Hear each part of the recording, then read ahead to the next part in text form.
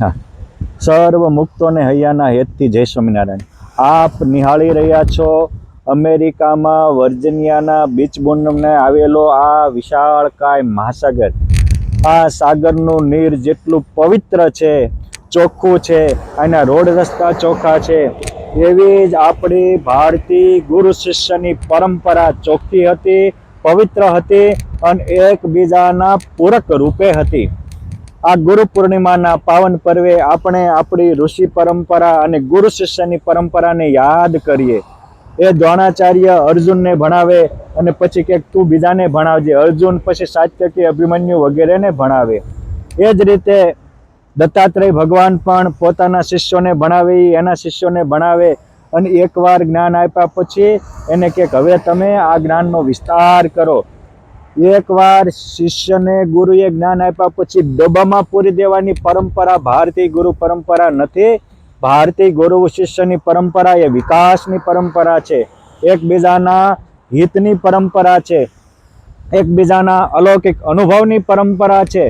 જેમ આત્માનંદ સ્વામી આત્માને પામેલા હતા તો રામાનંદ સ્વામી વગેરેને આત્માનો અનુભવ કરાવ્યો. રામાનંદ સ્વામીએ વૃંદાવનમાં પરમાત્માની અનુભૂતિ કરાવી તો પોતાને શરણે આવેલા 70 જેટલા ત્યાગી પરમહંસો અને હજારોની સંખ્યામાં શિષ્યોને પરમાત્માની અનુભૂતિ કરાવી અને કહ્યું કે હવે તમને જે મેં અનુભવ આપ્યો એ તમે બીજાને આપો. આ આપણી ગુરુ શિષ્ય પરંપરા એ જ્ઞાનની વહેંચણીની હતી, વાડાબંધીની નહોતી. ગુરુ શિષ્ય પરંપરા એ ભારતના વિકાસની વ્યવસ્થા હતી. ગુરુ શિષ્ય પરંપરા એ ભારતના ઉત્કર્ષની અને પરસ્પર પ્રેમ જગાવવાની વ્યવસ્થા હતી. અને શિક્ષાપત્રીમાં પણ ભગવાને કહ્યું કે અભ્યાસો વેદ શાસ્ત્રાણામ કાર્યશ્ચ ગુરુ સેવનમ. મારા આશ્રિતોએ વેદ શાસ્ત્રના અભ્યાસ માટે ગુરુનું સેવન કરવું, ન તો ગુરુના સેવન કરીને વાડા બાંધવા માટે ભગવાન સ્વામિનારાયણ આવા સમર્થ ગુરુ રામાનંદ સ્વામીના હતા શિષ્ય, છતાં એને પોતાના ગુરુ પૂજન ઉપર વજન ન આપ્યો. આખા વચનામૃતમાં ક્યાંય ગુરુનિષ્ઠા શબ્દ ના આવવા દીધો. કેમ? જે ભગવાન સ્વામિનારાયણ સમજતા હતા કે જો ગુરુનિષ્ઠા શબ્દ આવવા દઈશ ને તો વાડા બહુ થઈ જશે અને વાડા અંતે વિનાશ થશે. ભગવાન સ્વામિનારાયણ પ્રત્યેક વ્યક્તિના વિકાસને ઈચ્છતા હતા, ભારતીયોની એકતાને ઈચ્છતા હતા, એકબીજાના પ્રત્યે સદભાવને ઈચ્છતા હતા.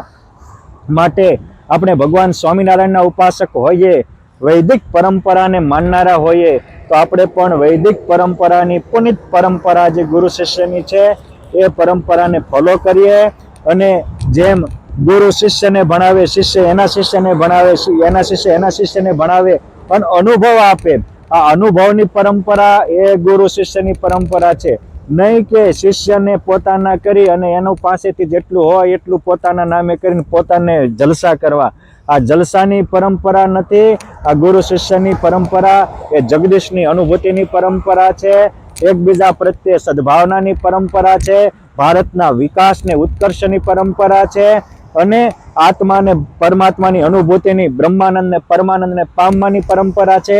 આપણે પણ આ પુનિત પરંપરાને ગુરુ પૂર્ણિમાને દિવસે ઉજાગર કરી અને સંપ્રદાયના, આપણા પરિવારના, આપણા દેશના વિકાસમાં એક અંજલિ આપીએ. એવી શક્તિ, એવી ભક્તિ, એવી સમજણ પ્રભુજી આપણને સૌને પ્રદાન કરે એવી ભગવાન અને તમામ ગુરુજનોના, તમામ પરમહંસોના પાવન ચરણોમાં પ્રાર્થના. જય શ્રી સ્વામિનારાયણ.